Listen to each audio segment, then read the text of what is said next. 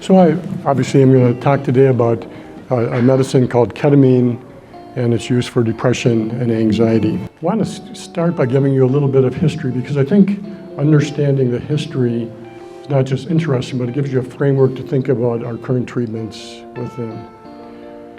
So early treatments for mental illness include trephination, which was, and this was 7,000 years ago, they would cut windows in the skull because they thought that mental illness was due to increased pressure in the skull. We really don't know how it worked because there wasn't a lot of recorded history then, but you can tell they did it because there are still skulls around from that time that have pieces cut out of them. Bloodletting and purging was used in the 1600s for mental illness. Asylums were started in medieval times, and they were just places where they put people who were mentally ill. Were widespread by the 17th century. Between 1927 and the 60s, there was a treatment called insulin coma, which was used. What they basically did was gave people who were depressed or having mental illnesses lots of insulin and drove their blood sugars so far down that they went into a coma. And then they would slowly bring them out of the coma, and the thought was that this would help their mental illness. It turned out not to work very well, and it also killed several people, so they stopped doing that. And then in the 40s and 50s, lobotomies were used, a fairly primitive notion of how to treat mental illness. But actually, lobotomy won the Nobel Prize in Physiology and Medicine in 1949, which is to say that at that time it was really groundbreaking and was meaningful treatment for mental illness. But we think that the real history of the organic treatment of mental illness began in the early 30s in Hungary by this man named Ladislas von Meduna. Von Meduna was an epileptologist. He treated seizures, and he had a hospital in Hungary where he treated seizures. And he observed that seizures seemed to help schizophrenia. So he thought, well, maybe we could treat schizophrenia by inducing seizures. He tried doing that with Campral and Metrazole, which were two drugs, and it did induce seizures, but they also, again, killed several people, so they decided to stop doing that. But a guy named Ugo Cerletti in 1937 thought maybe there's other ways, safer ways of inducing seizures, so he began to induce them using electricity. And this is the first ECT machine on the far right of the screen. And this is Ugo Cerletti. And it was primitive, there was no anesthesia, it was a wild event, but it was very effective actually, and it really changed the whole way people thought about treating mental illness, partly because they realized that there were actually things that you could do, physiological things that you could do that could help. I mean, this one also hurt people, and so that wasn't great, but it helped many people also. So there's a man named Lothar Kalinowski who left Berlin, essentially escaped Berlin in the late 30s, and he was trained in ECT, and he came to France, Holland, England, and finally the United States, where he passed the idea about how to use ECT onward. And he actually practiced on Manhattan for about 40 years before he died. During that time, ECT, this is in the 40s, it became very commonly used throughout the United States. And there was a man who was a psychiatrist in South Dakota named Harlan Herman. Does any of you know Harlan? He's dead now, he died a few years ago, but he told me that when he came out of medical school and started practicing psychiatry, he worked in what he called a shock shop in Omaha. And he said they did about 15,000 treatments during that decade in Omaha at that hospital. So they were trying to treat psychosis, but it really didn't work that well. So what to do about that problem? Around the time that people were dealing with these mental illnesses, they were also trying to figure out ways to appropriately anesthetize people for surgery. And a lot of the experiments involved different variations of histamine. Histamine like Benadryl, antihistamines make you tired. And so they thought maybe they could use that for anesthesia. One of the drugs that they came up with was a drug called chlorpromazine or thorazine, and it was first used as an adjunct for surgical anesthesia. But eventually, they recognized that it really was an effective treatment for psychosis. So chlorpromazine or thorazine was the first antipsychotic that was developed. That was in 1949, I believe. When chlorpromazine came out, the psychiatrists who were working in the asylums where there were people who had psychotic illnesses, it was so effective that they thought that they would lose their jobs. There would never be a need for psychiatrists again because chlorpromazine was such a effective medication for that problem.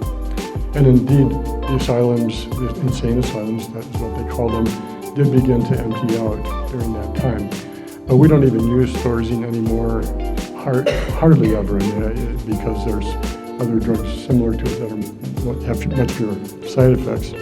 But at the time, it was used for everything. And this was an advertisement that was in a magazine around 1950 about thorazine, basically saying, it really works great. You can use it for any kind of agitation, and it makes people relax and become more socially disinhibited and have fun again. Around the mid-1950s, there's a drug that was developed for hypertension that was called reserpine. Reserpine worked by depleting norepinephrine, which is, I want to introduce this term as one of the monoamines. So norepinephrine is one of three monoamines that are in the brain that are neurotransmitters. The other two are dopamine and serotonin. Reserpine worked by depleting norepinephrine, and it was a very effective antihypertensive, but it caused depression. So after a short-lived popularity in the mid-50s, it declined rapidly because patients became depressed and suicidal. But it opened up the idea to close observers of the process that if you deplete these monoamines like norepinephrine, you might have an anti-manic effect, and if you increase them, you might have an antidepressant effect. That led to a theory that was dominant in psychiatry for many years called the biogenic amine hypothesis. The biogenic amine or catecholamine hypothesis suggested that too much of these neurotransmitters, that is norepinephrine, dopamine, or serotonin, would cause mania, and too little would cause depression. This was simplistic and ultimately wasn't supported as well as they would have liked it to be, but it became the basis for for most psychopharmacological treatment of depression for the next almost 45 years. And this is just to show you how that worked. Now, if you think of my arms from the elbow to my hands, they're each a neurotransmitter, okay?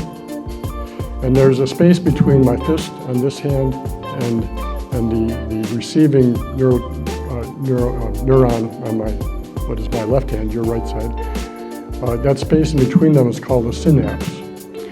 And my right hand, which would be considered the presynaptic monoamine terminal in that cartoon, and my left hand would be considered the postsynaptic monoamine terminal. And you can see that, based on this depiction of how monoamines work, monoamines were released from the presynaptic monoaminergic terminal, that is this arm, and put into the synapse, and then picked up by the postsynaptic monoaminergic terminal. And it was thought that the amount of monoamine in that synapse would impact whether you're depressed or manic. So people began to figure out ways to increase the amount of the monoamines in that synapse.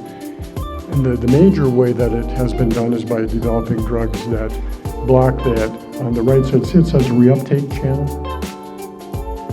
So normally cells release the monoamine into the synapse, and then it's pulled back into the cell through that reuptake channel.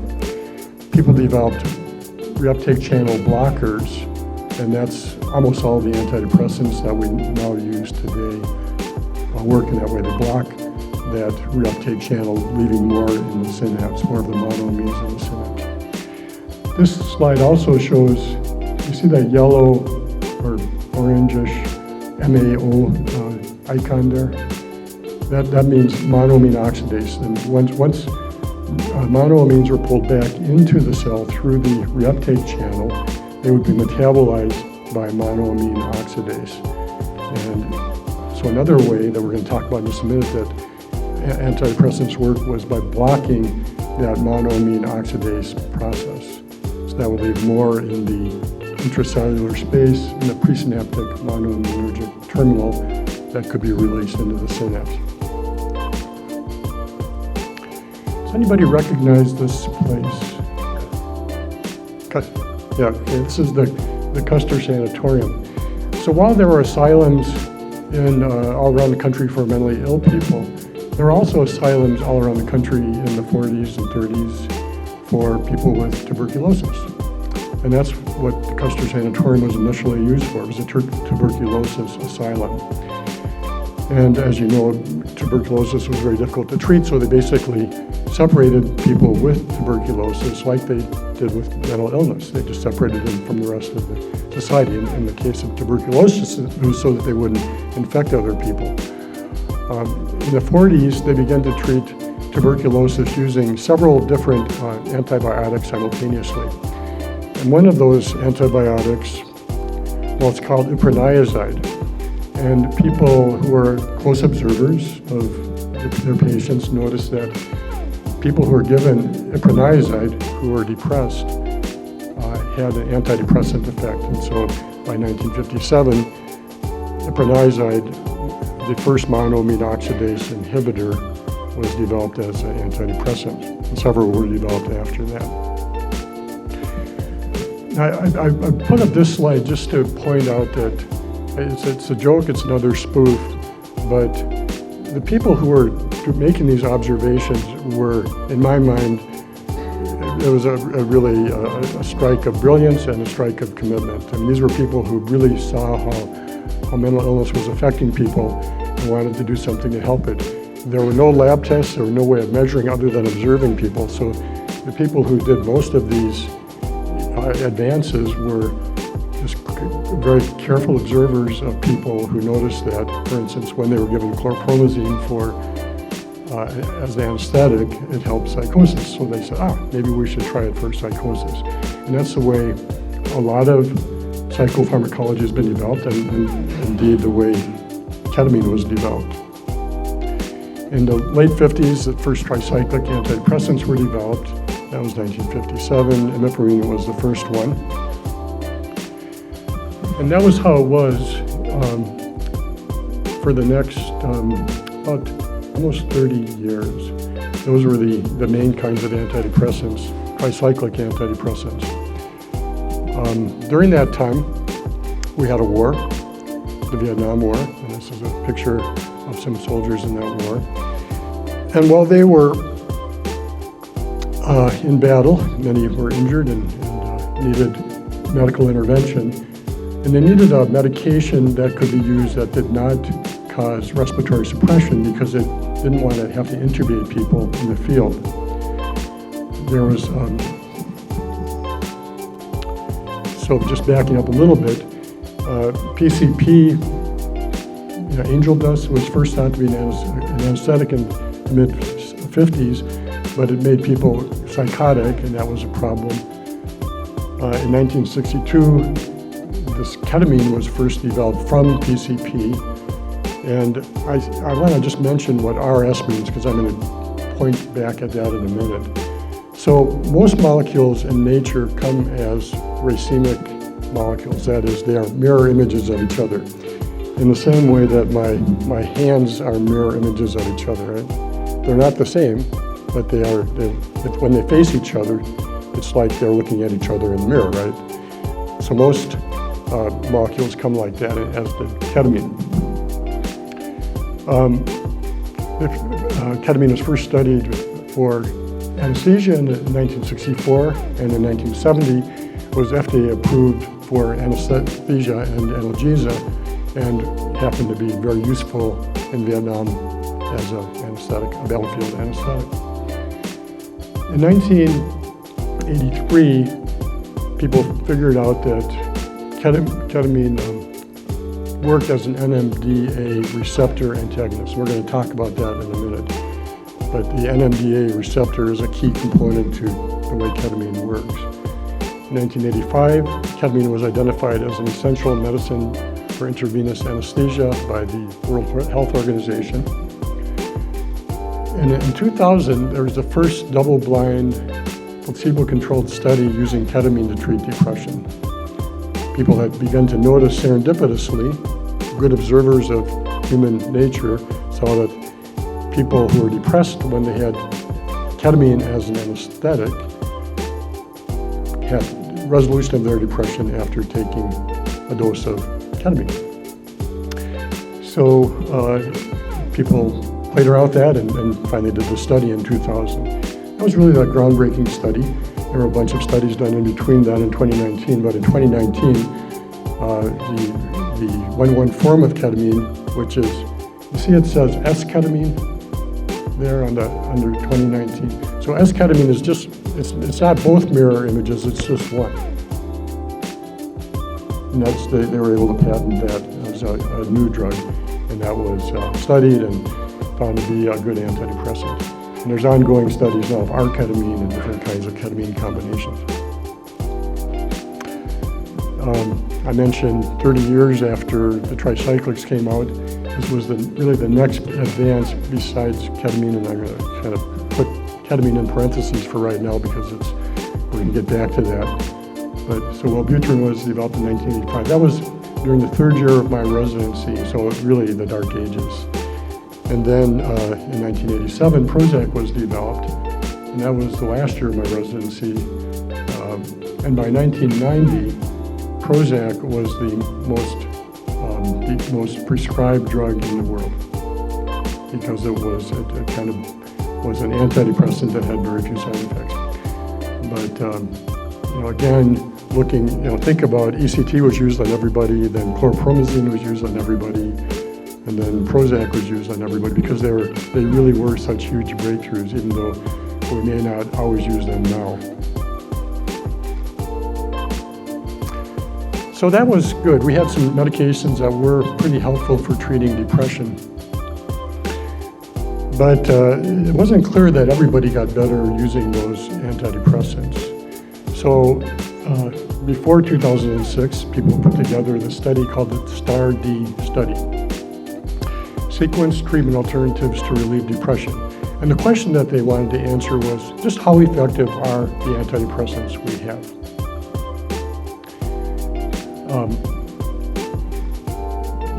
So this is how it worked.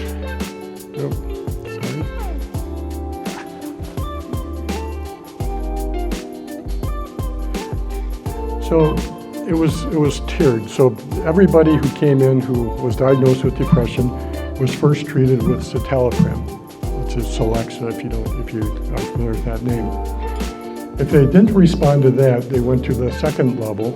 They were switched to either bupropion SR, cognitive therapy, sertraline, or venlafaxine SR. Or they were augmented with bupropion SR, buspirone, and cognitive therapy. By augmented, I mean that was added to citalopram. If that didn't work, we're going to skip level 2A, but they went down to the next level, which was level 3, and they were tried on mirtazapine or nortriptyline, or they were augmented with lithium, a thyroid supplement, bupropion SR, sertraline, venlafaxine XR. And if that didn't work, now you failed 3 drugs, and you go to the 4th level, and they were switched to tranylcypromine, which is a monoamine oxidase inhibitor, or mirtazapine plus venlafaxine. So what did they find? This slide shows the percentage of people who had remission at each of those tiers.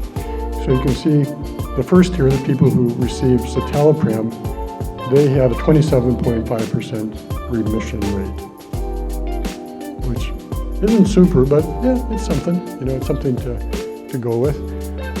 If people failed citalopram and went to the next level and they were tried on the next medication, they had a 21.2% chance of responding to that second antidepressant, the second level antidepressant. If they failed level 1 and level 2 and they went to level 3, they had a 16.2% chance of responding to the level 3 drug. If they failed 3 drugs or 3 levels, then they went to level 4, which they had a 6.9% chance of responding to the 4th drug. So I ask you, if you came to my office and you were depressed, and I said, you know, I've got a good idea. I think we have about a 6.9% chance of helping you. What would you say? Right, maybe I should go somewhere else. You know, is there somebody else who knows something more? And that's exactly what you should say. Not only that, but again, looking at discontinuation due to side effects, the people that received the first level of drugs, citalopram, only stopped because of side effects 8.6% of the time. And you can see that it goes up at each level, so that by the time you get to the 4th level, there's a 41.4% discontinuation rate due to side effects. And at the same time, you only have 6.9% chance of responding to it. So those of you who said maybe I should go somewhere else, now really want to go somewhere else, right? This is not very good. But that is what we had. And so really what we found out was that there's a group of people that don't respond to antidepressant drugs that work the way that most of the ones that we've had work. And they all work in a similar way, actually, mostly by blocking that reuptake of monoamines. This just shows the cumulative remission rates, and you can see the numbers are off a little bit, but you get the point. With one drug, the first drug, there's about 33%, but if you add the first to the second, you get about a 57% response rate. The total number of people who responded to one of the first 3 drugs was 63%, and the total who responded to one of the 4 drugs was 67%. So 33% of people with depression didn't respond to any of these drugs. Again, that is a big number, and that happened to be the number that the people who came into our office. We rarely saw somebody who had not tried something else. And in fact, when we first started our first treatment-resistant depression tool, the average number of failed antidepressants was 8. So we knew pretty much for sure that they weren't going to respond to just yet another antidepressant trial. So ketamine provides good news to the 33% who do not respond to antidepressant medications. So a little bit more about ketamine, just a little bit of background, and this may be more, neurophysiology than you ever wanted to hear, but I'm giving you a little bit of a feel for it because I think it's good to know that it's not just magic. There are things that are going on here in your brain that are actually doing things. So first, the first line there it talks about glutamate and GABA-aminobutyric acid, or GABA. So glutamate and GABA are the 2 most common neurotransmitters in your brain. Glutamate is an excitatory neurotransmitter. GABA is an inhibitory neurotransmitter. So there's a balance between them that is always at play in affecting moods. I mentioned before that in 1983, the N-methyl-D-aspartate, or the NMDA receptor, was identified as a receptor for glutamate. That's the excitatory neurotransmitter. During that same time frame, ketamine was found to work by blocking the effect of glutamate on the NMDA receptor. And later, ketamine was found to not just target the NMDA receptor, but also opioid receptors, signal receptors, and it inhibited monoamine reuptake like the other antidepressants to some degree.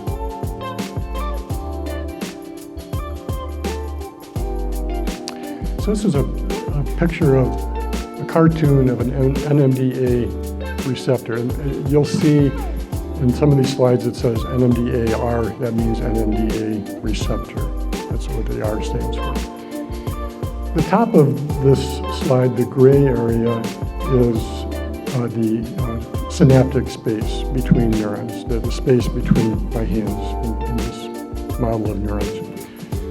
The bottom, the light blue area, is the intracellular space. That's inside of the neuron.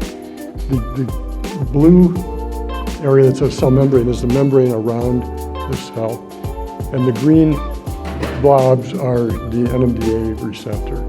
And the way that the NMDA receptor works is when it is stimulated by glutamate, you see that red diamond-shaped icon, and glycine, that space between those two green blobs opens up. It lets calcium into the cell, and that triggers a variety of things inside intracellularly. But I want you to understand a little bit about how that receptor works, because it becomes important in a minute. Then between 1990 and 1999, treatment with classic monoaminergic antidepressants, things like Prozac and the tricyclic antidepressants and so forth, they were found to introduce adaptive changes in the NMDA receptor that seem to be related to antidepressant effects. So it sort of brought together two pieces of information. Both monoamines and ketamine affect that NMDA receptor and seem to be necessary for an antidepressant effect. So, Biological Psychiatry in 2000 published a groundbreaking study by Berman et al., who for the first time showed that it was possible to obtain fast, and I mean, none of the antidepressants worked fast. They all took a month or 6 weeks to work. Fast meaning the same day for many people, a response, and it lasted for up to 3 days. This was with one single dose of ketamine. So ketamine had a fast and somewhat enduring, briefly, but 3-day response. And this could be done by this drug that was already widely used, that was available in generic form, it was very inexpensive, called ketamine. So how does ketamine work? This is that same NMDA receptor, right? So when ketamine blocks that channel, it blocks, think of it as being jammed in between those two green blobs and blocking the influx of calcium. It causes a reduction of nitric oxide. It actually causes an increase in glutamate, which I'll show you in just a second. And it increases the activation of what's called an AMPA receptor, which I'm going to show you too. I'm introducing those words to you right now. Nitric oxide, glutamate, and AMPA receptors. So this is a very busy slide, but I want to point out just a couple of things on it, because it tells us something about how ketamine works and why it works, and things that might make it work better or things that might make it work worse. So you see two red arrows. One is at the bottom right third of this cartoon, and the other one is at the top left middle, right? And those are both ketamine coming into the picture. When ketamine comes to the bottom of this screen, that is to the postsynaptic glutamatergic neuron, it blocks the NMDA receptor, right? You see that? That's that little greenish-blue ball in the middle of the receptor. When that is blocked, you get decreased nitric oxide release. And for a variety of other reasons, other experiments that have been done, we know that decreasing nitric oxide helps depression. It also, when that NMDA receptor is blocked, it blocks this GSK3B molecule that's in the middle bottom. It's kind of a pink molecule, and you can see there's X's to the lines coming out of that. So it blocks those and enhances the other effects of ketamine. So that's one thing that's ketamine doing. The other thing it's doing is it's on the top left hand there. You see it's affecting a glutamatergic, a GABAergic neuron. You remember GABA is the inhibitory neurotransmitter. Glutamate's excitatory, GABA is inhibitory. When ketamine blocks the GABAergic, the GABA stimulating molecule. It keeps GABA from going to that GABAR, the GABA receptor that goes into that presynaptic glutamatergic terminal on the top. It blocks that. When GABA goes through that receptor, it inhibits glutamate. If it's blocked, you get more glutamate release. So you get an increased cascade of glutamate coming into the presynaptic cleft and then entering the synapse, being released into the synapse. And when it does that, it stimulates the AMPA receptor, that's the middle on the bottom one, and that is where the magic begins to occur. I'm going to just show you that real briefly, and then I'll stop showing you neuroscience. But it's really kind of exciting, because what really happens is when glutamate is blocked and the glutamate receptor is blocked, it opens up these L-type voltage dependent calcium channels, and that increases the release of a hormone in your intracellular that's called brain-derived neurotrophic factor. If you've been to these talks before, you've maybe heard that term because it's an important one. Brain-derived neurotrophic factor means brain-derived from your brain. Neurotrophic means nerve growth. Trophic means growth. So it literally makes nerves grow. And we think that is ultimately how all antidepressants work, is they stimulate nerve growth. And it does that by a cascade of things I'm not going to go into any great detail with, but basically now we know from studies on ketamine and other antidepressants that antidepressants really are related to brain growth, to the effect of BDNF, brain-derived neurotrophic factor, on this pathway that stimulates mTOR, which is just an abbreviation for a bunch of funny names, and causes brain growth. It looks something like this. So you take, these are two neurons. The one on the left is an underdeveloped neuron, and the one on the right is a cartoon of a neuron that's now had brain-derived neurotrophic factor poured on it.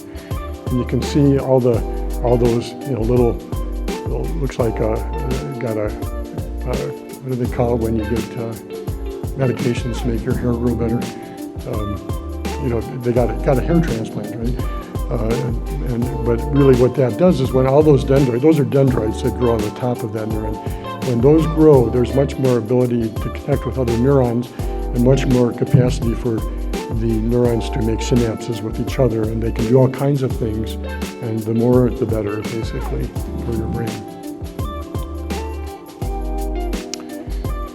So we kind of knew something about how ketamine was working, and then in 2019, ketamine was developed, and we mentioned that before. It's only one of the mirror images, one of the enantiomers.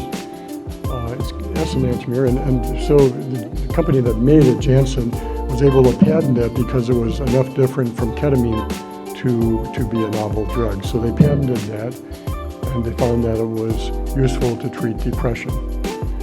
So and then on August 3rd, 2020, not that much later, S-ketamine, which is the ketamine with just the one enantiomer, the S-ketamine, was FDA approved because it rapidly reduced suicidality. It was after that MBBH, which is our clinic in Rapid City, it's called Manlove Brain Body Health, and ABBC, which is a clinic we have in Minneapolis, began using S-ketamine or Spravato, same thing, to rapidly reduce suicidality. And this was super exciting to us because it rapidly reduced the dangerousness of the depression that people were having. So at Manlove Brain Body Health, MBBH began treating depression and suicidality with Spravato in September.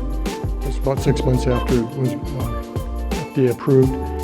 And then that fall, because Spravato was so expensive and many insurances didn't cover it, we began to treat depression with compounded ketamine. We could take the ketamine itself and take it to a compounding pharmacy, and we use it intranasally. And that was pretty effective too. And just so you know, ketamine costs about 1/100th the cost of Spravato or S-ketamine. So it was much cheaper to use ketamine than Spravato. And we did that because we studied the literature basically and recognized that ketamine is functionally the generic form of S-ketamine or Spravato.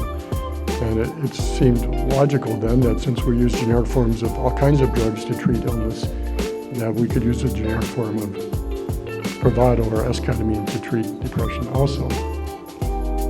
We thought that it was the generic form because they both contain the S enantiomer of ketamine, and thus ketamine, which is both S and R enantiomers, contains the S enantiomers, so it contains Spravato.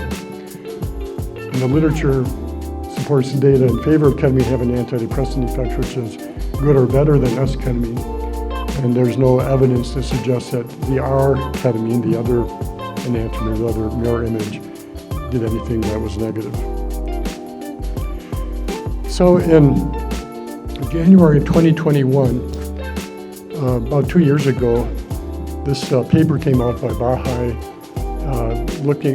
did a meta-analysis of ketamine versus S-ketamine, and it showed that ketamine was about twice as effective for inducing a response and remission in depressed people than S-ketamine or Spravato, and the dropout rates were substantially lower with ketamine than S-ketamine, which probably was because people drop out because of side effects, so the side effects were less. We took note of that paper, and then a few months later in May, this paper came out from the American Psychiatric Association, where experts on psychopharmacology got together and looked at this and concluded that ketamine was not investigational for depression. It should be used. It had a place, and in a similar place to S-ketamine or Spravato. It endorsed the use of ketamine for depression and gave guidelines that we use. It endorsed the treatment model that we use in both of our clinics and that we have been using. And because of that, many insurance companies began to cover both ketamine and S-ketamine, but not all of them. So actually in South Dakota, we have some problems with that. Some insurances don't cover ketamine, but they will cover S-ketamine. But we felt that based on those two papers, that it would be immoral, it would be wrong, it would be unethical to not be offering people ketamine as an option, because it was really, frankly, much better. The insurance companies didn't all agree with us. So in 2021, we opened a clinic in Minneapolis called Advanced Brain and Body Clinic. By June of 2021, now this is that American Psychiatric Association paper came out in May of 2021. By June of 2021, both clinics were using both intramuscular and intravenous ketamine as well as Spravato to treat depression. So, when should people consider using ketamine? First, as I mentioned before, it is the single most rapid way to reduce suicidality as a pharmacological tool in people who are depressed. So people who are suicidal should be put on a ketamine drug, from my perspective. I think it's malpractice not to suggest it. It also, many people aren't suicidal but are just severely depressed and can't function. If you need to have a rapid improvement, then ketamine can be useful. Thirdly, when people have failed 2 or more antidepressants, just based on the STAR-D study, and certainly if they failed 4 antidepressants, their chances of responding to another antidepressant, like the monoamine type antidepressants, is very low. So you should do something different. And we don't only do ketamine, we also do TMS in those situations. TMS meaning transcranial magnetic stimulation. And it's also a good option when you can't tolerate other antidepressants. So this is the evaluation that we do before starting ketamine. First, we do a full psychiatric evaluation, including a current history, review of systems, past medical history, physical exam, mental status exam, so that we understand, so we know you a little bit biologically and what's going on in your world, the triggers for depression and those kinds of things. Then we do a full laboratory workup, if people will allow us to, that looks for subtle undiagnosed medical problems which might make depression harder to treat. And when we do that, we often find variables that are off, like people have metabolic syndrome, and metabolic syndrome makes depression harder to treat, or they have subclinical hypothyroidism, or they have low zinc levels, or they have low vitamin D levels, all these kind of things. And if we address those issues, we often get a better response. We also do genetic testing. Genetics are not perfect, but they do give us some ideas about what might be useful in addition to pharmacological agents when we are treating depression. And then we discuss the options with people and have people kind of decide what sounds best to them.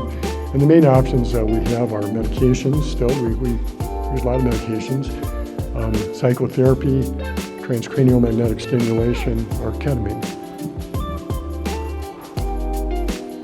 So what are the short-term risks of ketamine or esketamine? What happens when you take it that is weird?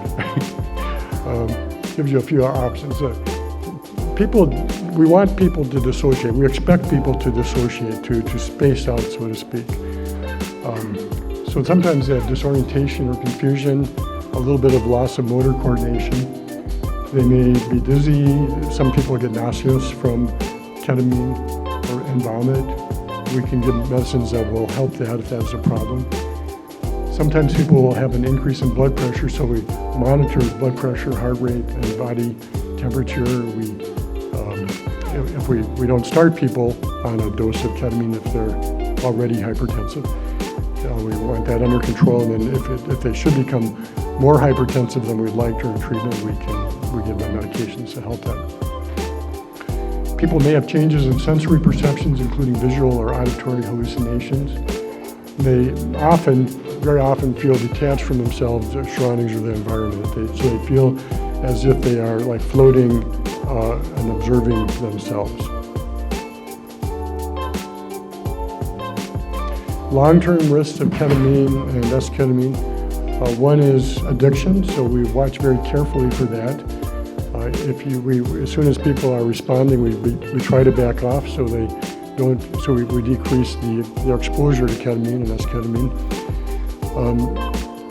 There's also this syndrome called hallucinogen persisting disorder, which is I've never been confident that I saw with ketamine, but it's a common problem with some other psychedelic type drugs, which ketamine is kind of on the edge of, like LSD. You've heard of people having flashbacks after taking LSD, like months later they might, have an illusion or a hallucination that is similar to when they were taking LSD.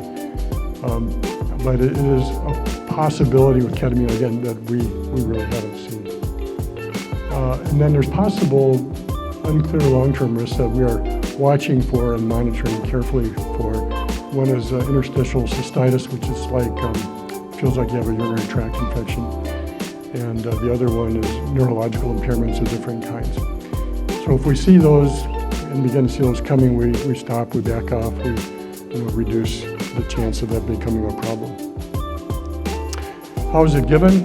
At our offices, we give it intranasally in the form of Spravato, which is the esketamine, one of the enantiomers of ketamine. That's covered by many insurance companies. We also give it intravenously.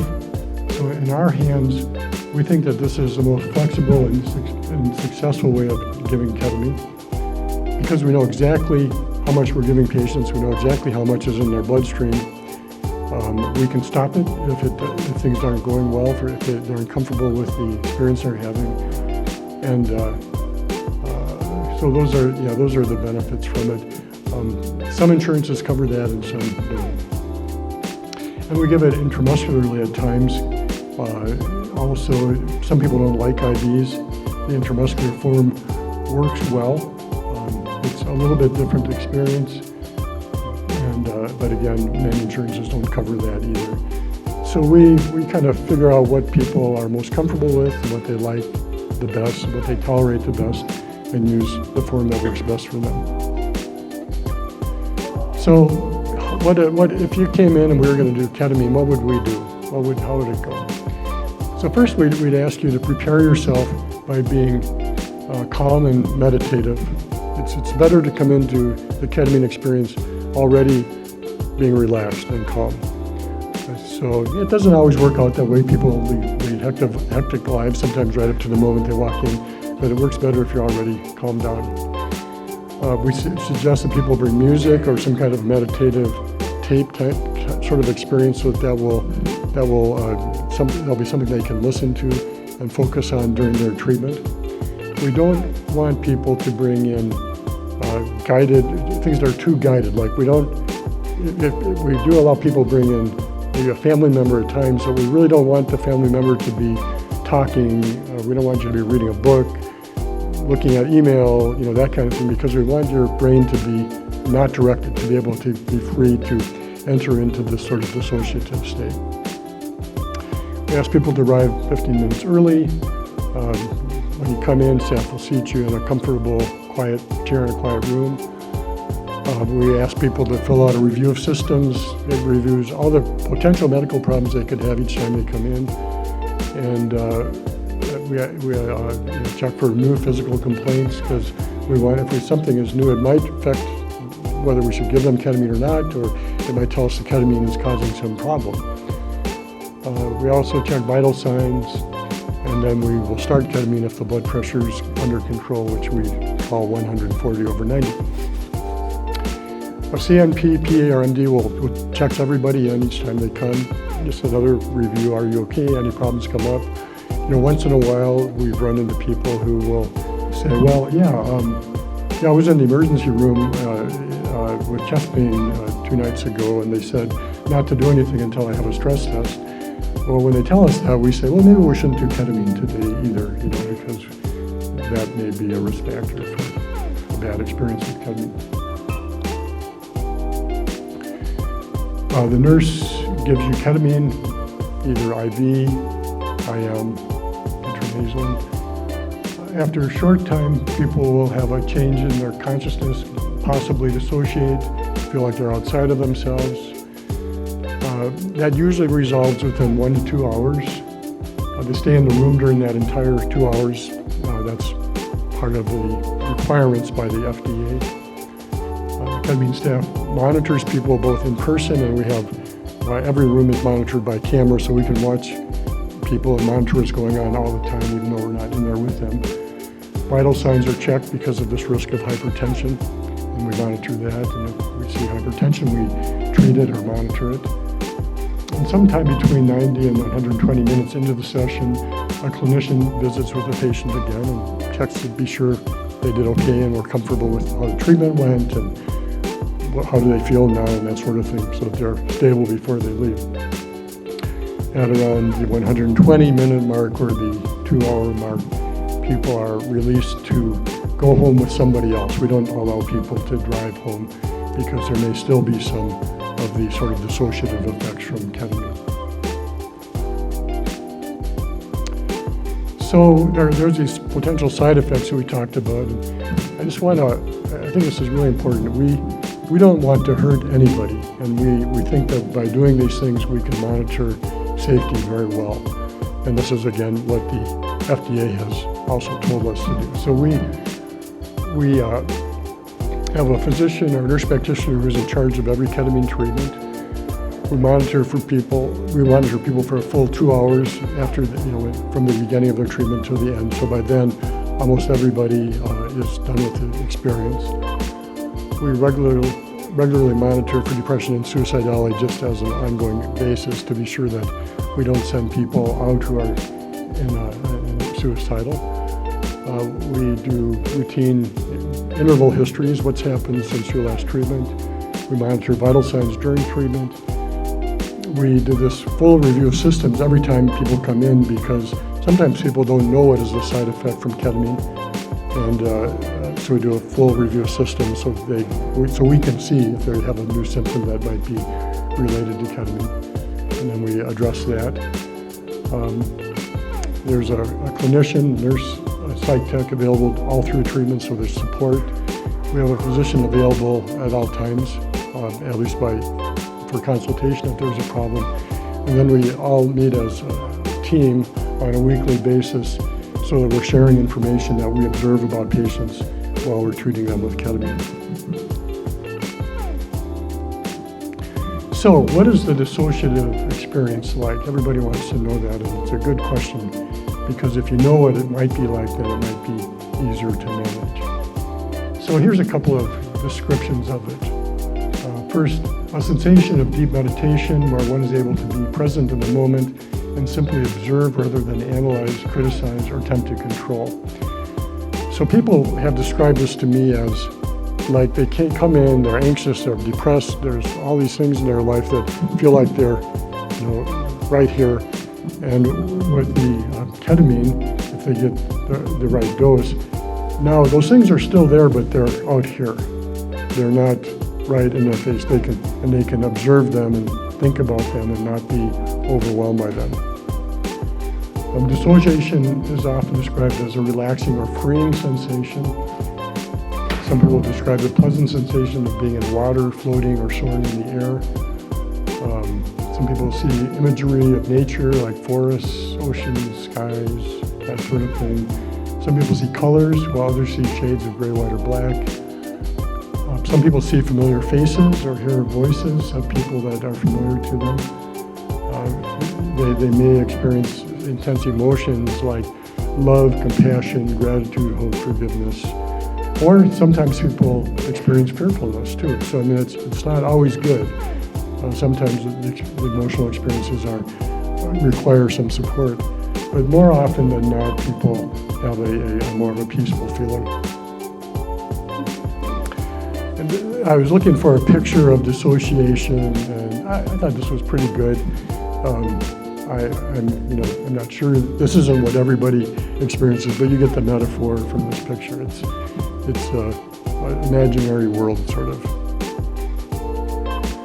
So what is a treatment pattern? If somebody was going to come in for ketamine in our clinic, how would it work? So we start by seeing people and giving them ketamine, a total of 6 treatments in 2 to 3 weeks. And we adjust the dose. We try to adjust it so people have a dissociative experience most of the time, unless they're feeling good without the dissociative experience. Sometimes we go longer than 6 treatments of fairly intensive ketamine. We will go as long as 10 or 12 sometimes, even longer depending on the person. We adjust the doses. Once we get a response and people are feeling better, then we try to decrease their exposure to ketamine by either decreasing the dose or decreasing the frequency of ketamine treatments, or both. And we try to find a dose and a pattern that will maintain the antidepressant effect over time. So does it work? So most people, like that study from 2000 showed, do have an immediate short-lived response from ketamine.